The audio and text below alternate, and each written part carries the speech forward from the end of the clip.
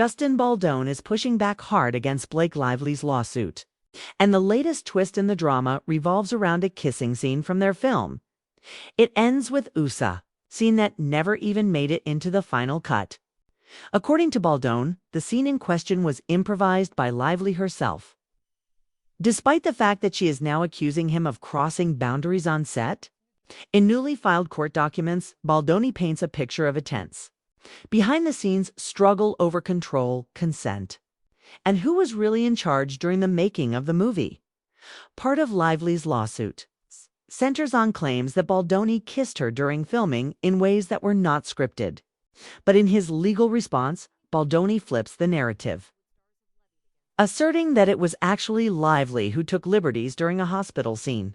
He attached the footage as evidence in an exhibit, contending that it clearly shows Lively initiating a brief kiss that was not part of the script. Baldoni's argument hinges on the idea that, as director, he had no authority over an act that was improvised by the actress, and that Lively herself deviated from the agreed-upon plan for that scene.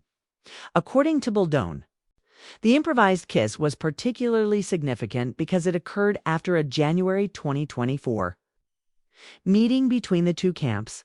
This meeting had been convened specifically to address Lively's sexual harassment allegations, and both sides had come to an understanding. No further improvisation of physical interactions would take place. Yet Baldoni claims, despite the agreement, Lively unilaterally decided to modify the scene. "We agreed to stick to the script," he asserts in the documents. But Blake broke that agreement. His filing portrays the incident not as a minor deviation, but as a breach of trust and professional protocol. Beyond this single scene, Baldoni's filing emphasizes a broader point about the dynamics on set. He portrays Lively as a dominant presence who exerted control over multiple aspects of production, including filming locations, scheduling, scriptwriting, and even editing. In his view, she functioned less like a traditional actress taking direction and more like a producer, shaping the creative process according to her own vision. Baldoni's lawyers argue that this level of authority complicates her claims of being a subordinate who was subjected to unwanted advances. If she was, in fact, exercising control at every turn, they contend, then she may not be entitled to the same legal protections as someone in a typical employee-employer dynamic. The legal filings make it clear that Baldoni wants the judge to dismiss the lawsuit entirely before it goes to trial, by highlighting both the improvised kiss and Lively's influential role on set. His team is attempting to cast doubt on the credibility of her claims. In essence, Baldoni is arguing that the situation on the "It Ends With Us" set was more collaborative and, at times, contentious than Lively's complaint suggests. His defense rests on the idea that if she was directing her own actions and rewriting parts of the script, then her allegations of unwanted conduct by him become legally and factually complicated. Lively's team has not publicly responded to these latest filings. The silence only adds to the tension surrounding the high-profile case, which has attracted significant media attention given the fame of both actors. Fans of the film and followers of celebrity legal battles alike have been closely watching, dissecting every new development and social media comment for clues about the truth behind the allegations. Meanwhile, the lawsuit raises broader questions about boundaries on film sets, the responsibilities of directors and actors, and the ways in which power dynamics can become legally significant when conflicts arise.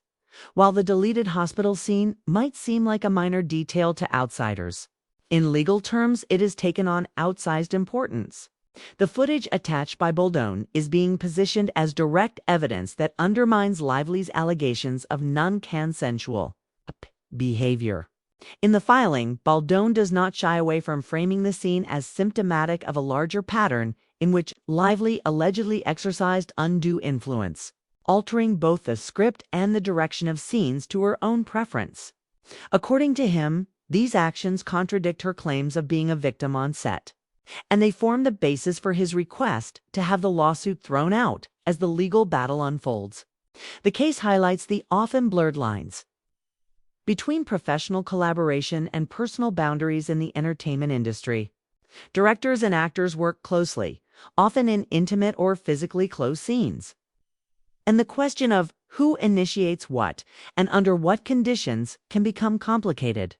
Baldoni's filings suggest that in this instance, Lively herself was not only an active participant but a driver of certain onset actions, challenging the narrative presented in her complaint. Observers of the case are now left to weigh the credibility of both parties. On one hand, Lively's allegations of unwanted conduct and improvised intimacy are serious claims that go to the heart of legal and social conversations about harassment in Hollywood. On the other hand, Baldoni's defense paints a scenario in which Lively's own actions may complicate or even undermine her narrative. This tension underscores the broader difficulty of adjudicating disputes that involve personal interactions in highly collaborative, creative environments. Ultimately, the battle over it ends with us, and the deleted hospital scene may turn on subtle details. Who agreed to what was documented, and what can be substantiated by video evidence. Baldoni's attorneys are clearly betting that the footage and the context of Lively's control over the production will tip the scales in their favor. For Lively, the stakes are equally high, as her ability to pursue the claims she has made may hinge on demonstrating that she did not, at any point, consent to improvised or unwanted physical contact. Regardless of the script or production context, at the moment both sides remain entrenched. Baldoni is asking the court to dismiss the case, citing improvised actions by Lively and her control over the set as reasons why her claims may not meet legal standards. Lively's representatives, meanwhile, have not publicly addressed these filings, leaving the public to speculate on how she might respond. The silence from her camp contrasts sharply with Baldoni's detailed and pointed filings, which lay out a narrative of professional agreements allegedly broken and a scene that, while deleted, could prove pivotal in the courtroom.